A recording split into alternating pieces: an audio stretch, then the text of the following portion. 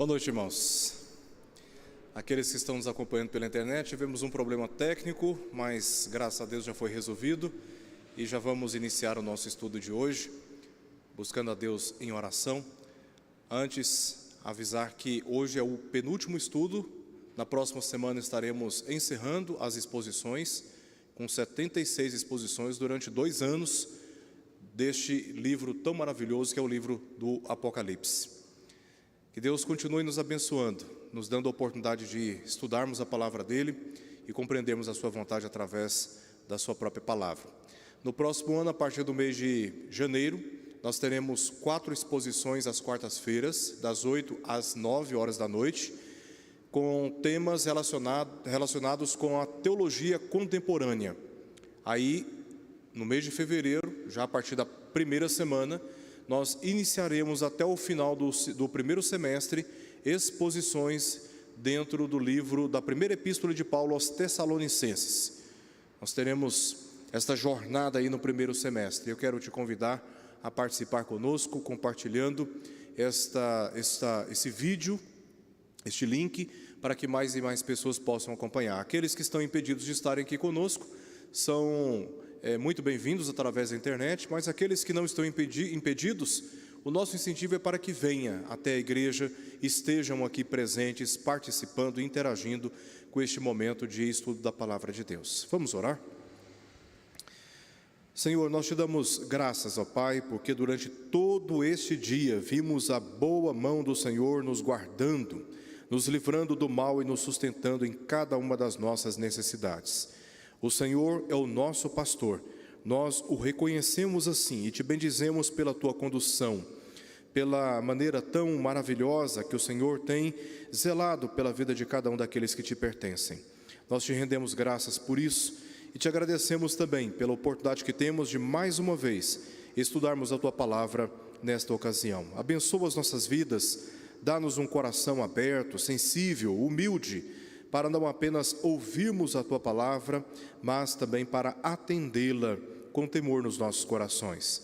Abençoe todos que estão aqui presentes, aqueles que estão acompanhando pela internet, que a palavra do Senhor alcance cada coração, renovando as suas forças e a sua esperança na vinda do Senhor Jesus Cristo, o teu único Filho, por meio de quem nós oramos. Amém. Meus queridos irmãos, vamos fazer uma revisão do nosso estudo da semana passada.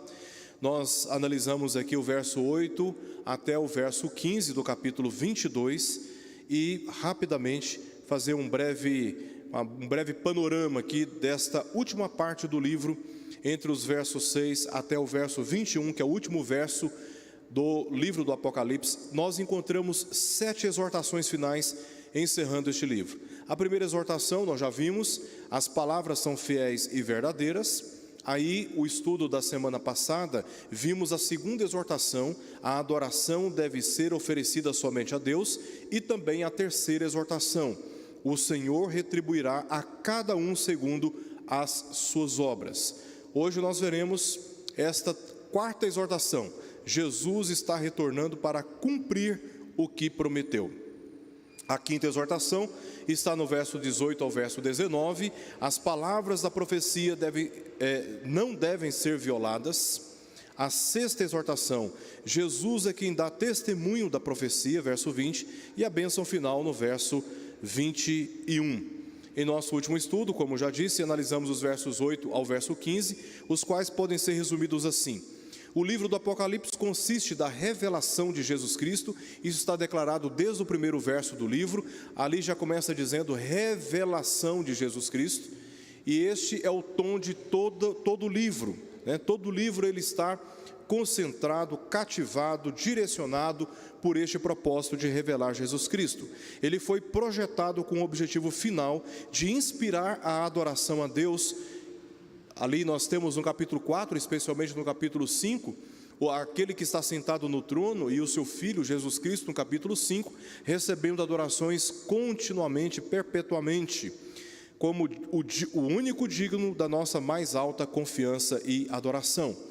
João não deveria selar o livro, Ele deveria, o livro, estar acessível e ser compreendido por qualquer pessoa. Ninguém poderia ser privado da sua mensagem. Então o anjo, amando de Cristo, disse a João: não seles o livro desta profecia, porque ele tinha que estar acessível a todos. E o motivo é porque o tempo está próximo e as pessoas precisam entender o que Deus está fazendo na história. E é o livro que revela os propósitos redentivos de Deus, revelados na história pelos méritos de Jesus Cristo, que é o agente da salvação. O único, como lemos no capítulo 5 de Apocalipse, que foi encontrado digno de tomar o livro e abrir os selos, quebrar os selos e abrir o livro.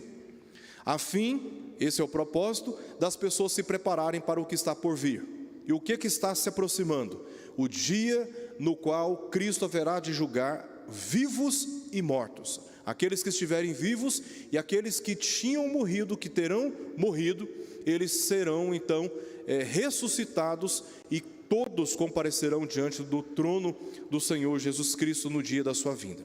Nosso texto de hoje se encontra aí a quarta exortação, versos 16 ao verso 17, que diz assim: eu, Jesus, enviei o meu anjo para vos testificar estas coisas às igrejas. Eu sou a raiz e a geração de Davi, a brilhante estrela da manhã. O Espírito e a noiva dizem: vem. Aquele que ouve, diga: vem. Aquele que tem sede, venha. E quem quiser, receba de graça a água da vida.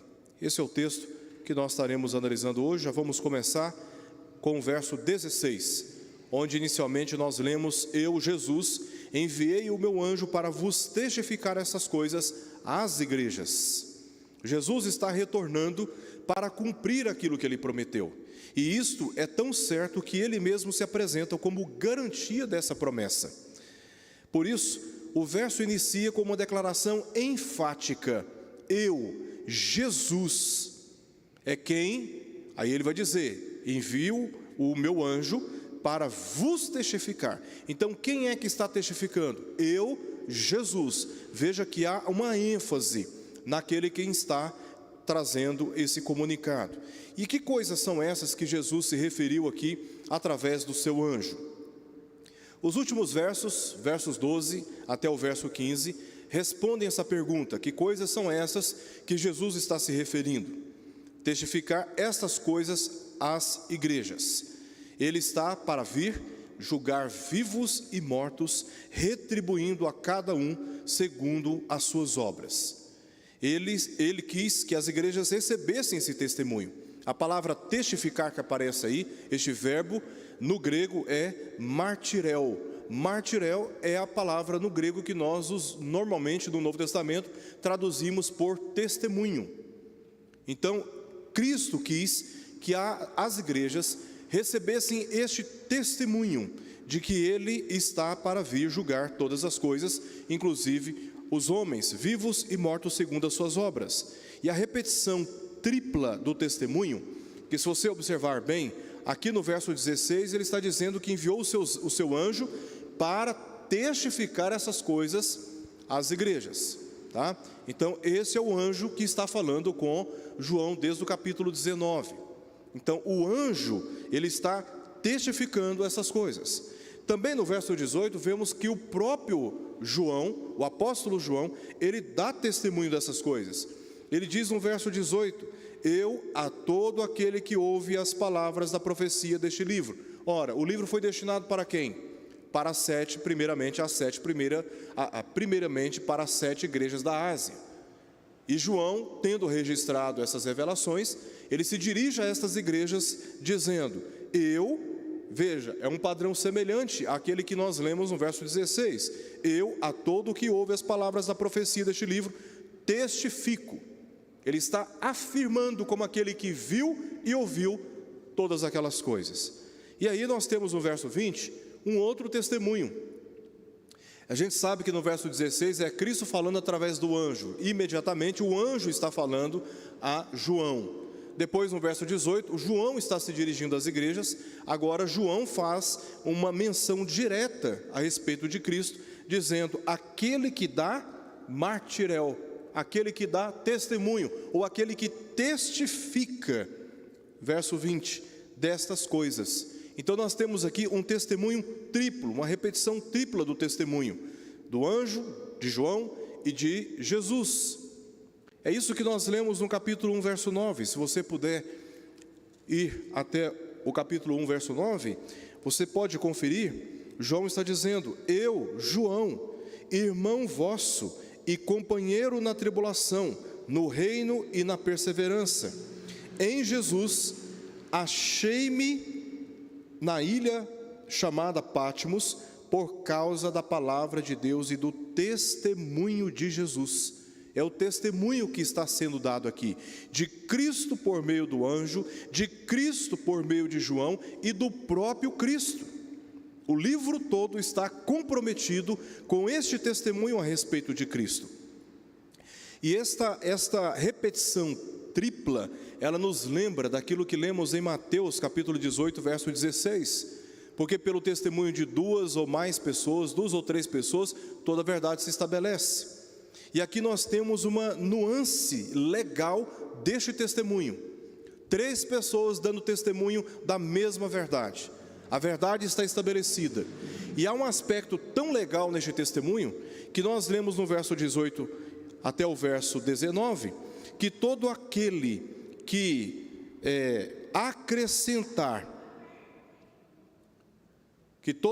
diz aí, né? Eu, a todo aquele que ouve as palavras dessa profecia, a profecia deste livro, testifico: se alguém lhes fizer qualquer acréscimo, Deus lhes acrescentará os flagelos escritos neste livro. E se alguém tirar qualquer coisa das palavras do livro dessa profecia, Deus tirará a sua parte da árvore da vida.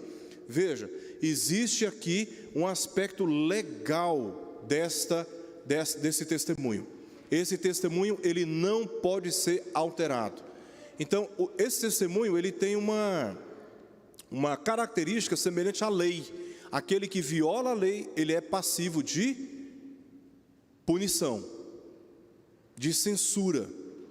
Então, o que João está aqui nos apresentando? Que este testemunho, ele não pode ser alterado, ele não pode ser adulterado. Então há um aspecto aqui legal deste testemunho que está sendo comunicado por Cristo através das suas testemunhas. Notemos que as igrejas foram destacadas aqui. O Jesus, ele se dirige a João através do seu anjo, dizendo que é da sua vontade que estas coisas, a vinda dele para julgar a todos, vivos e mortos, segundo as suas obras, ele vem para retribuir, com ele está o seu galardão, verso 12. Essas coisas, elas deveriam ser testificadas às igrejas, não a qualquer outra instituição na terra.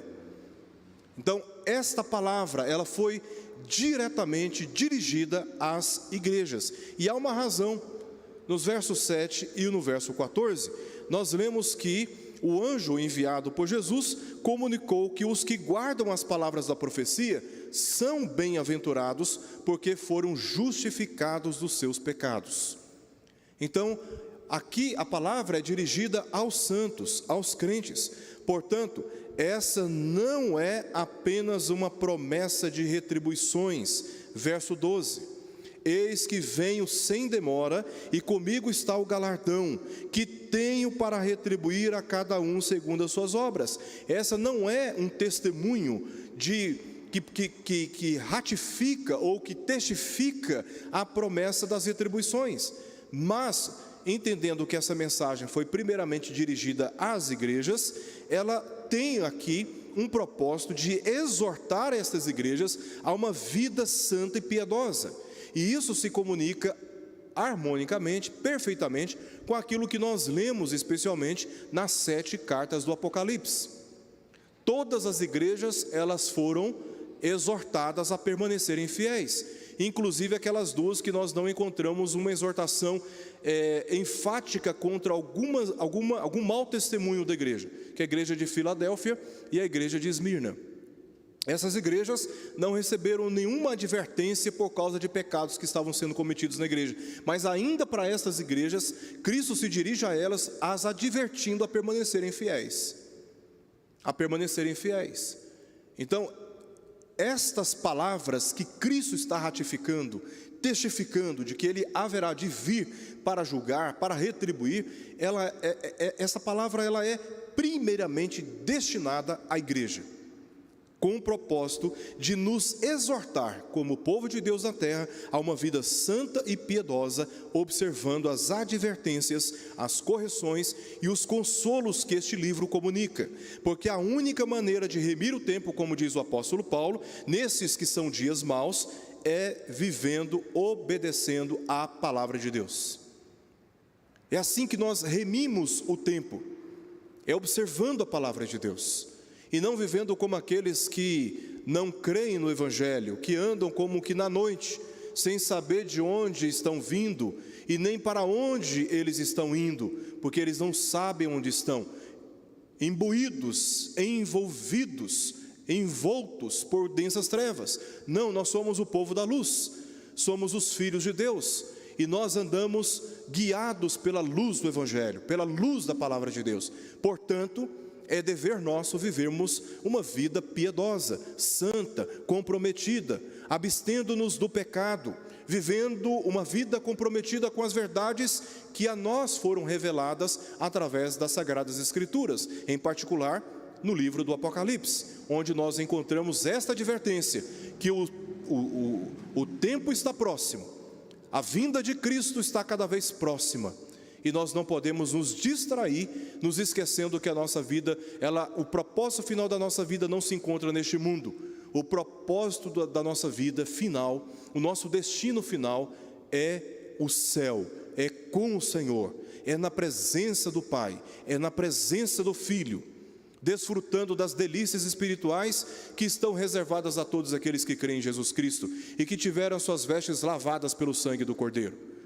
O rio da água viva, a árvore da vida, estar na presença do trono, diante do trono do Pai e do Filho, tendo a marca na nossa fronte, símbolo, sinal, selo, de que somos a propriedade exclusiva do Senhor, sendo cobertos pela glória do Senhor, nos alimentando da graça de Deus por toda a eternidade.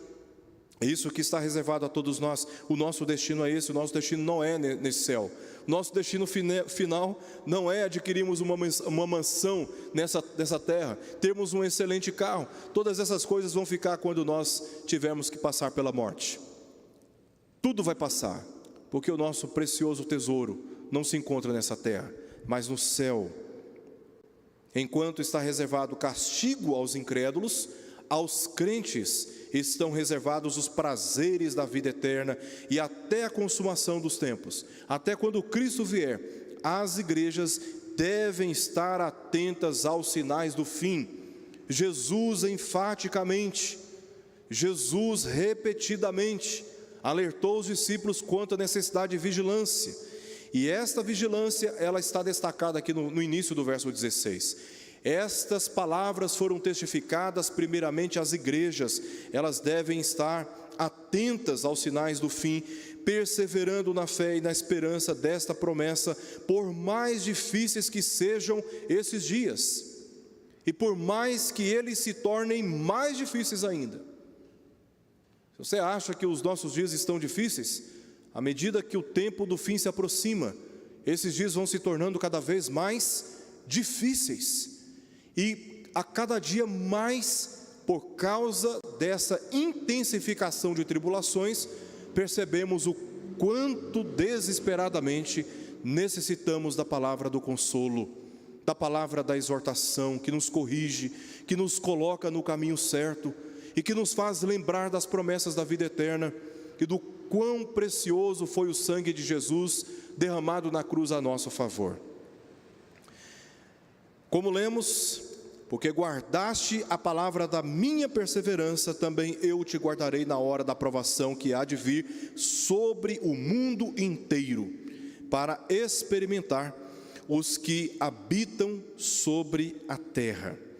Tal testemunho amplia e amadurece a nossa compreensão do futuro, nos revelando para onde todas as histórias humanas, de alegrias e também de calamidades neste mundo estão se dirigindo.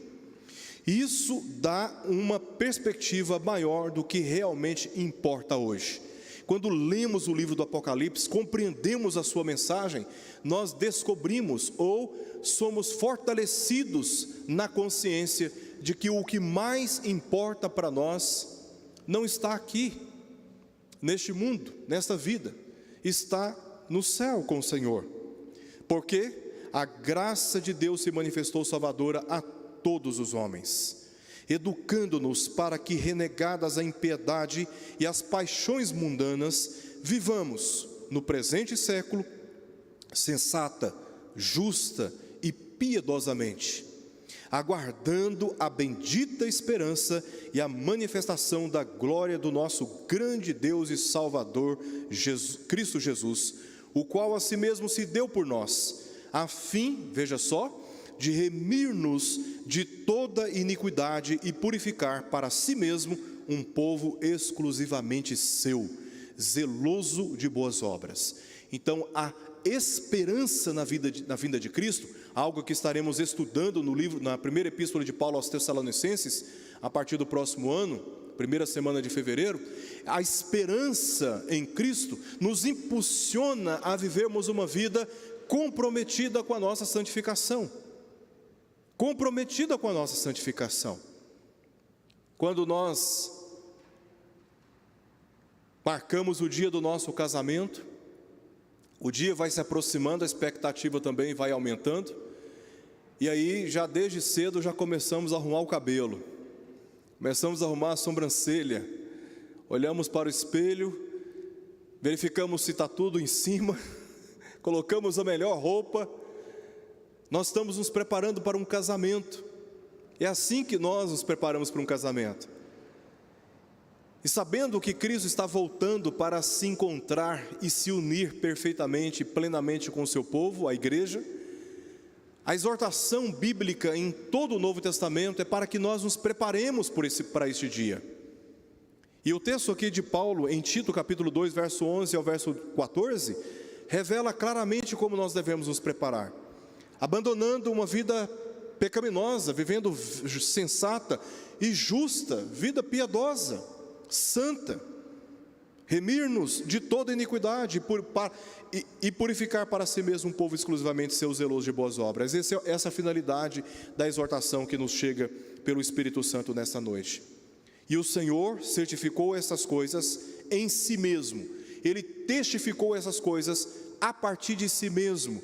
Eu, Jesus, enviei o meu anjo para vos testificar estas coisas às igrejas, porque Ele é o autor, Ele é a fonte dessa inspiração, e a mensagem está toda baseada na pessoa dEle, em todo o livro do Apocalipse, como eu citei, verso 1 do capítulo 1, e no capítulo 19, verso 10, onde o anjo diz para João, que Ele, Cristo, é o Espírito da profecia.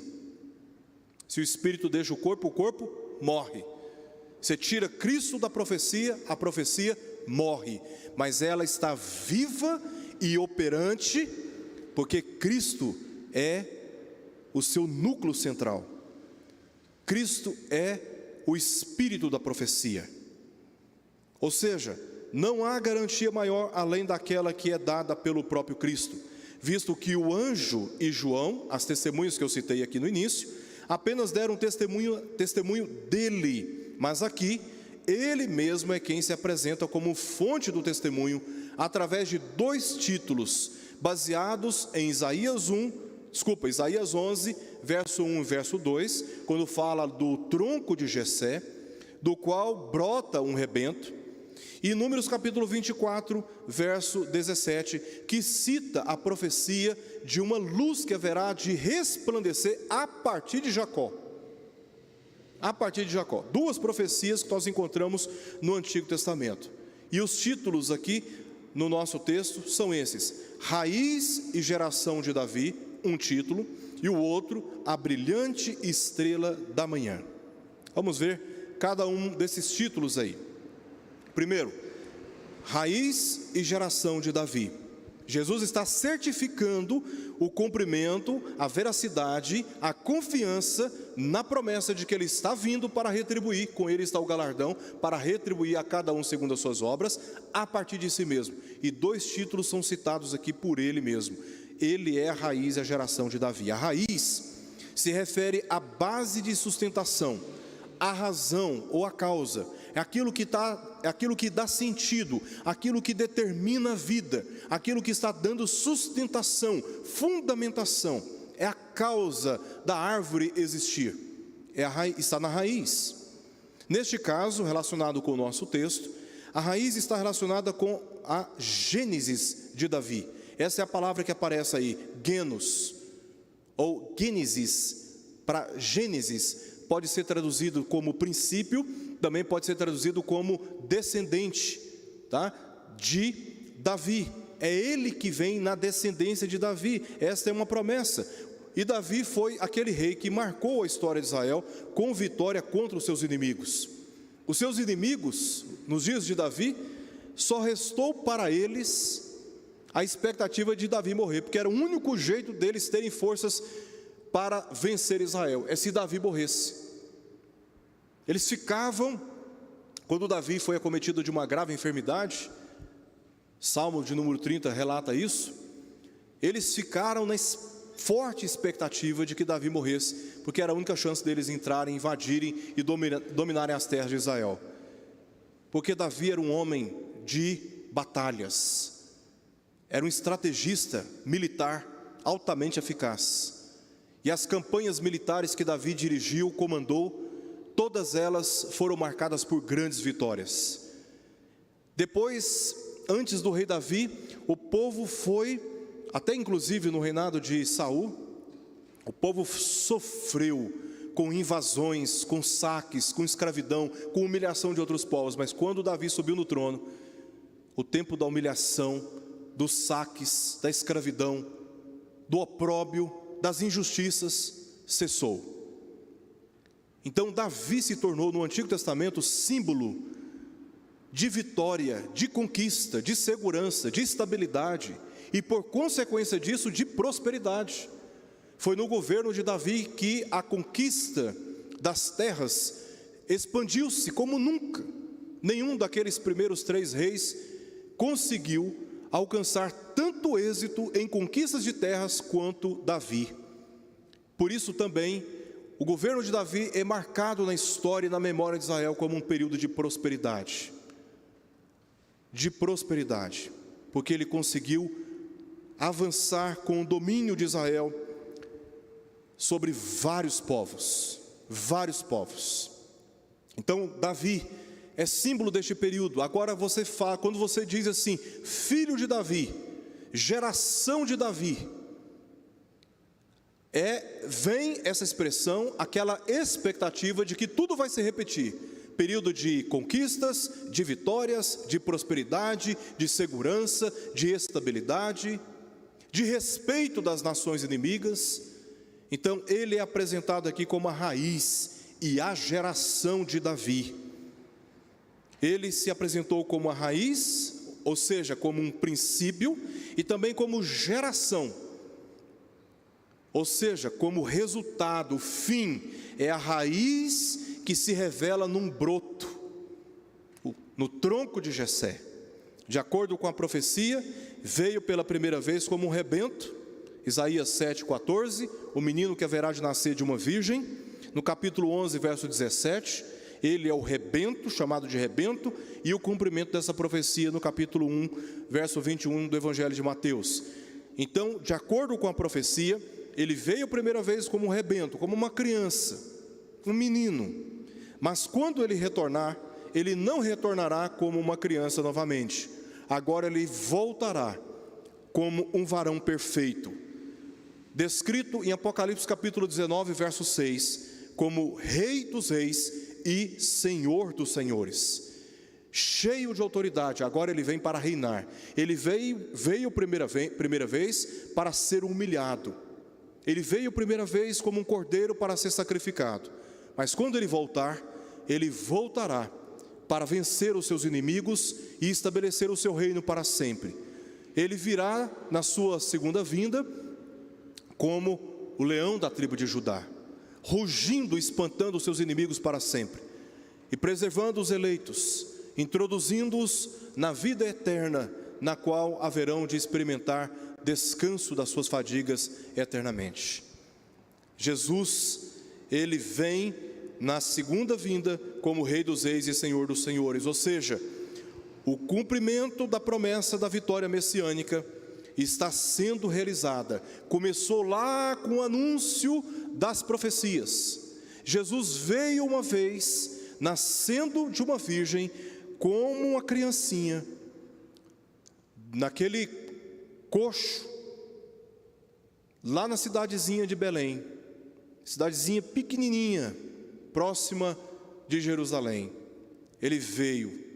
Essa primeira parte já se cumpriu, e isto anuncia que está em cumprimento a promessa da vitória messiânica. Estamos no meio deste plano, estamos no curso deste plano, que haverá de se cumprir completamente através do tronco de Jessé, Jesus Cristo, no dia da sua manifestação.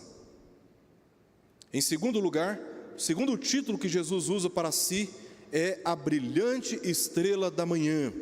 Este título certamente indica duas questões aqui fundamentais. Primeiramente, de manhã não conseguimos discernir qualquer estrela no céu. Amanhã faça essa experiência. Quando você levantar, assim bem de madrugada, umas 10 horas da manhã, você olha para o céu e tente enxergar alguma estrela. Você não vai conseguir discernir nenhuma estrela, por causa da força incrivelmente maior da luz do sol, que é a maior estrela brilhante próxima da Terra. É a única estrela que nós conseguimos enxergar de manhã, é o sol. Portanto, Jesus Cristo é o mais brilhante de todos os seres, em todo o universo da criação. A sua glória é incomparável. O brilho das demais estrelas desaparece pelo brilho da estrela maior. Ele é o próprio Filho de Deus. A sua glória é incomparável. Segunda questão fundamental aqui para compreendermos esse título está na profecia que eu já citei de Números capítulo 24, verso 17. Uma estrela procederá de Jacó. Está falando da linhagem. Jesus declarou que ele é o Messias prometido, ao afirmar que ele é a estrela, a brilhante estrela da manhã. E o que a estrela da manhã, o sol, faz?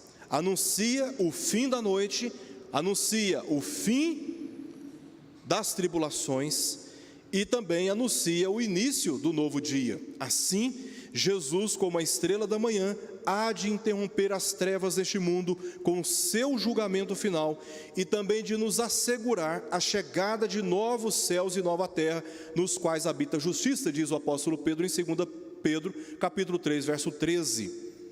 No dia do seu glorioso retorno, quando Cristo vier, então ele cessará o avanço da iniquidade no mundo, julgando todos os ímpios, todos os incrédulos, os destinando para o lago de fogo que arde com enxofre, como vimos no capítulo 20 do livro de Apocalipse. Os santos, eles haverão de experimentar do gozo celestial. O choro pode durar uma noite, e esse é o período que nós estamos vivendo. Dá vontade de chorar, muitas vezes dá vontade de chorar. São desesperos, são ausências de esperanças, porque não vemos soluções para muitos dramas da nossa alma, muitos dramas nas nossas relações. Dá vontade de chorar quando vemos doenças e mais doenças surgindo, já não bastando as que já existem, novas doenças surgindo, trazendo falta de emprego, separando pessoas queridas, como nessa semana, uma pessoa muito querida da nossa igreja, membro pioneiro desta igreja, um irmão muito querido que faleceu. Estive conversando com a filha, e a filha estava dizendo que nem sequer pôde fazer um culto fúnebre um culto de ações de graças, glorificando a Deus pela vida dele que faleceu, do seu pai, e chorar junto do falecido. Não foi possível fazer isso, reunir pessoas, ser consolado por essas pessoas, não foi possível. A noite é um período no qual nós temos muitas vezes vontade de chorar, mas a promessa é que a alegria vem ao amanhecer, quando a brilhante estrela da manhã se manifestar no céu com os seus santos anjos e com a igreja que já se encontra na presença de Deus, a congregação dos santos. Nesse dia, uma grande, fortíssima luz brilhará no céu, e todas as trevas serão dissipadas para sempre. Em Malaquias capítulo 4, verso 2, nós lemos o seguinte: mas para vós outros que temeis o meu nome, nascerá o sol da justiça, trazendo salvação nas suas asas. Saireis e saltareis como bezerros soltos da estrebaria. Pensa numa alegria do bezerro saindo solto da estrebaria, que estava cativo, que estava aprisionado, que estava impedido de desfrutar da liberdade, mas no dia do Senhor serão soltos como bezerros da estrebaria, saltando de alegria e experimentando do gozo prometido pelo Pai. Portanto, meus queridos irmãos, esses títulos, raiz e geração de Davi, a brilhante estrela da manhã, esses títulos identificam Cristo como homem e como divino.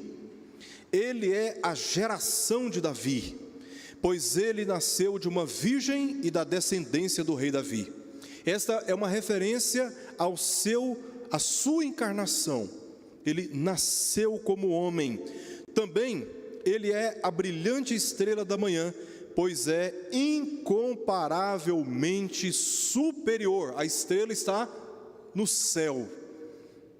Está no céu. Ele é incomparavelmente superior entre toda a criação.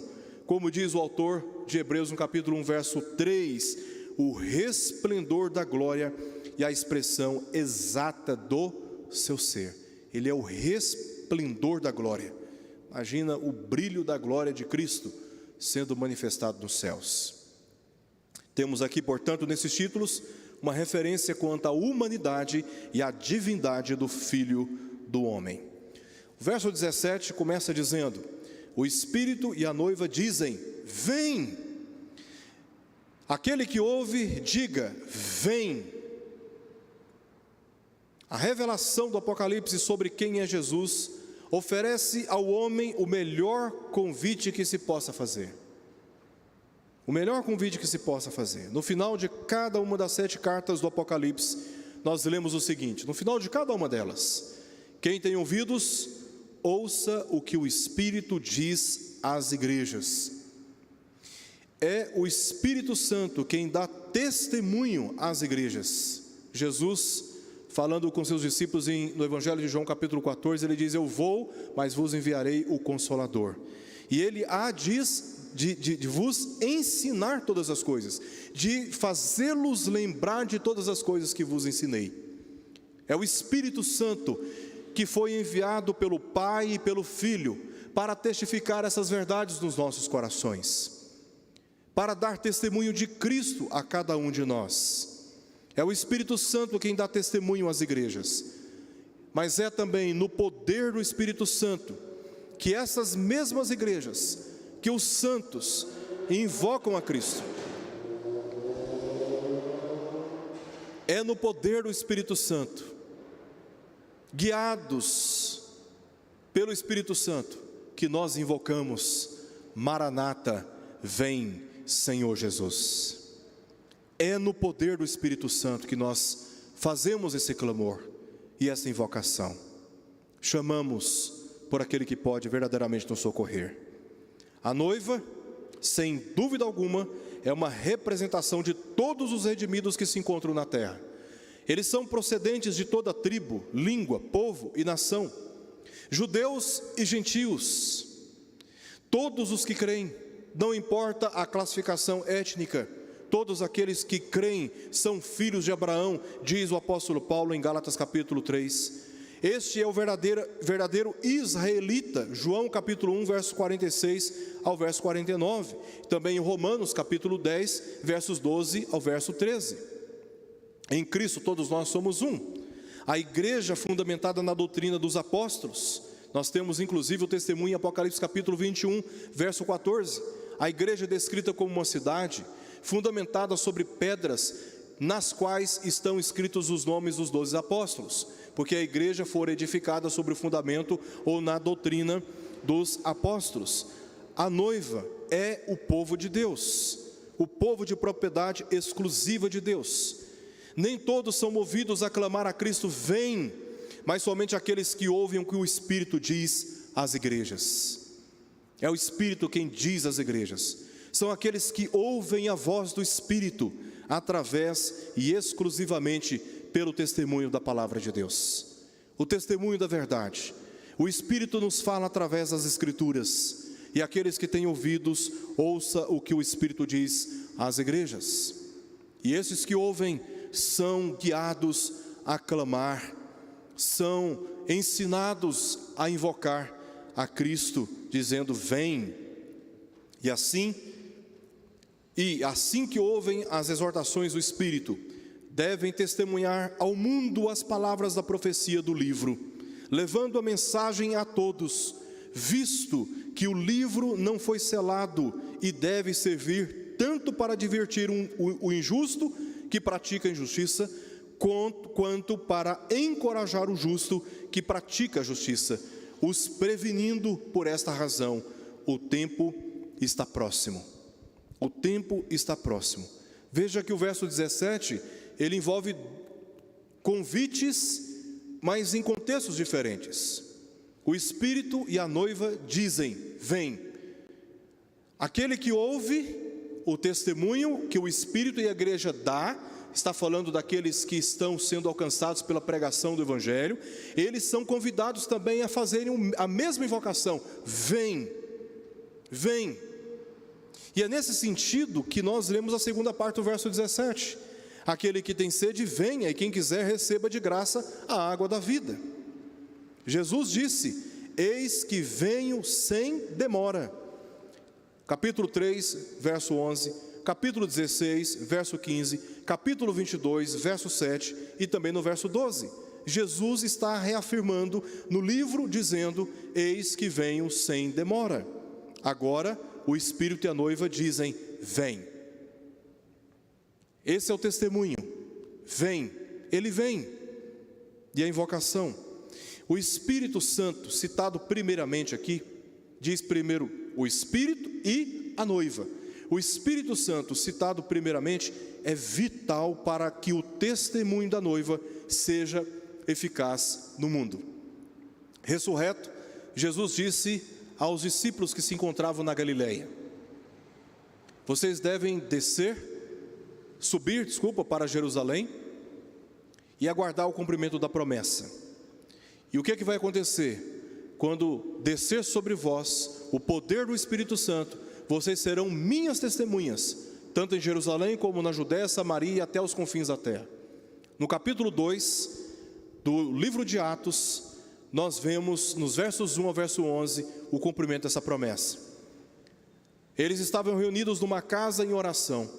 De repente, um som impetuoso invade aquela casa como de um vento muito forte, e pousa sobre eles línguas como de fogo, e eles passaram, como diz o verso 11, naquele momento, foram capacitados pelo poder do Espírito Santo a fazerem duas coisas. Primeiro, falarem em idiomas de pessoas que estavam ali, que eram de outras matrizes linguísticas. Essa foi uma capacitação dada pelo Espírito Santo. E em segundo lugar, o que eles estavam comunicando eram as grandezas de Deus, dando testemunho da fé. O apóstolo Pedro, percebendo que alguns estavam entendendo, outros não estavam entendendo o que estava acontecendo, ele então resolveu fazer um discurso panorâmico de todo o plano da redenção, culminando no cumprimento das profecias em Cristo Jesus. Tendo ouvido essas grandiosas e maravilhosas notícias da salvação, as multidões perguntaram: e agora o que temos que fazer? E a palavra de Pedro foi objetiva e decisiva: vocês devem se arrepender dos seus pecados e serem batizados. E naquele dia houve um acréscimo de quase 3.000 pessoas. E tudo isso aconteceu naquele dia e em toda a história do livro de Atos, por causa do poder do Espírito Santo, que estava levando a igreja a dar testemunho, tanto em Jerusalém, como em toda a Judéia, Samaria e até os confins da terra. Atos 1:8 é a estrutura do livro de Atos. Todo o livro de Atos é estruturado pelo testemunho que é dado em Jerusalém, toda a Judéia, Samaria e também até aos confins da terra. E este movimento missionário acontece por causa do poder eficaz do Espírito Santo, que está atuando através da noiva, a igreja, chamando todos os que têm sede a Cristo, porque somente Ele pode saciar a necessidade da salvação, e de graça. Não tem que pagar para obter perdão de pecados. Esse foi um erro na história da igreja. Isso foi uma corrupção da igreja na história, de cobrar das pessoas indulgências para que obtivessem perdão dos seus pecados e garantia da vida eterna. E continua sendo um erro quando pregadores sobem nos púlpitos e vendem promessas e vendem esperanças, dizendo que só serão abençoadas e só herdarão as graças divinas se depositarem valores altos, pequenos e altos nos gasofilácios das suas igrejas. É um erro terrível quando esses pregadores fazem promessas e cobram das pessoas valores para que elas obtenham as bênçãos divinas. Porque a salvação é de graça, e porque a salvação é de graça, as bênçãos do Pai também são de graça. E as nossas obras praticadas a partir desta fé, elas não têm nenhuma eficácia para manter a nossa salvação, senão para testificar a nossa fé, o nosso temor, a nossa gratidão e o nosso amor pelo nosso Deus e Pai. Obra do homem nenhuma disciplina religiosa, eu tenho uma frase que me incomoda muito, eu não sei se te incomoda, mas tem uma frase que me incomoda muito: muita oração, muito poder.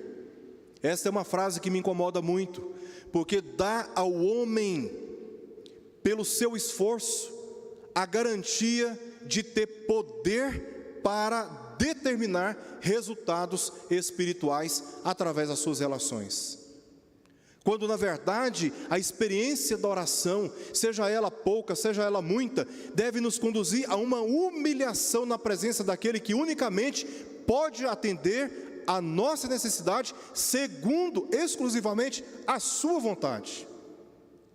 Nós podemos passar anos e anos e anos e anos e anos nos flagelando, nos humilhando em oração, mas o que determina o resultado não é o nosso esforço e o nosso sacrifício, é a vontade de Deus. E a vontade de Deus é uma só: ser glorificado na minha vida, na sua vida e através das nossas vidas. Então nós nunca deveríamos nos dirigir a Deus com um senso de autojustiça, dizendo: Senhor, gastei tantas horas de oração e o Senhor não me atende a oração. Como se estivéssemos barganhando com Deus através de disciplinas religiosas, tentando manipular a sua vontade e coagi-lo a fazer o que nós queremos. Não, meus irmãos, a salvação é pela graça, e nós somos abençoados porque o Senhor é um Deus de graça. É Ele quem nos dá de beber da água da vida, de graça. É Ele quem nos dá esse acesso. É Ele quem nos dá esse acesso. A salvação é de graça e os benefícios são também de graça. E não estou aqui dizendo que nós não temos responsabilidade pela nossa santificação. Eu não estou dizendo que você deve ser indisciplinado na sua vida cristã. Porque se você tem fé verdadeira, se você reconhece o que Cristo de fato fez por você, se você reconhece de fato que Ele está para voltar, haverá um santo temor tão grande no seu coração, tão grande no seu coração, que você nunca vai se apresentar diante de Deus, tentando dizer para Ele, eu determino. Mas você vai se humilhar, você vai viver uma vida sensata, justa, piedosa, fugindo do pecado, santificando a sua vida, não para obter da parte de Deus a garantia da sua salvação, mas porque você o ama, mas porque você crê nas verdades espirituais e sabe que na luta contra o pecado na nossa natureza, há uma promessa de que nós vamos descansar quando Cristo voltar, e é isso que deve nos impulsionar a viver uma vida consagrada a Ele, uma vida comprometida com Ele, e também com o seu povo. Em 1 Coríntios, capítulo 6, versos 1 ao verso 2, nós lemos, nesse sentido, a palavra que diz, e nós, na qualidade de cooperadores com Ele, também vos exortamos a que não recebais em vão a graça de Deus. Paulo está dizendo para a igreja de Corinto, não recebam a graça de Deus em vão, porque ele diz, eu te ouvi no tempo da oportunidade e te socorri no dia da salvação. Eis agora o tempo sobremodo oportuno, eis agora o dia da salvação. O que Paulo está dizendo? Vejam, irmãos, como está próximo o dia da salvação, da nossa redenção final. Então, não negligencie a sua vida cristã, não sejam insensatos na sua vida para com Deus. Sabe por quê? Porque nós não podemos receber essa graça de Deus em vão. Ele nos alcançou, Ele nos redimiu, Ele nos perdoou os pecados, Ele removeu a maldição que estava sobre nós. Isso custou a vida de Jesus Cristo na cruz. Não recebam essa graça de Deus em vão, santifiquem as suas vidas, vivam vida piedosa na presença de Deus e dos homens. Eis o dia oportuno, sobremodo oportuno, eis agora o dia da salvação. Cristo está para voltar, e sabendo que Cristo está para voltar, devemos viver como pessoas zelosas de boas obras, as quais dão testemunho da nossa fé e do nosso amor para com Deus. Que Deus assim nos abençoe e nos dê a alegria de vivermos a vida cristã com fidelidade ao Senhor, observando a sua santa palavra, e assim perseverando até que seja o dia final. Vamos orar? Pai, nós nos rendemos diante do Senhor e pedimos a Ti perdão pelos nossos muitos pecados. Não somos capazes de enumerar todos eles, inclusive aqueles que são ocultos dos outros.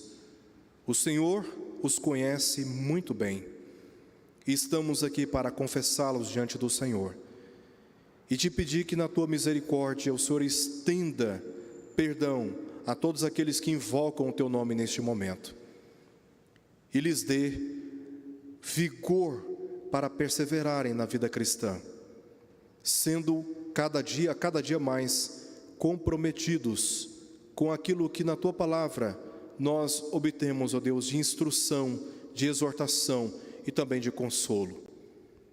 Guarda, Senhor, a vida de cada um de nós, nos livre, ó Pai, de todo mal, e dá-nos cada vez mais convicção, percepção do quanto o dia de Cristo está próximo, e que isso seja para nós motivo de alegria, motivo de confiança, para dizer ao Teu Filho, vem. Oramos por isso, em nome de Jesus. Amém.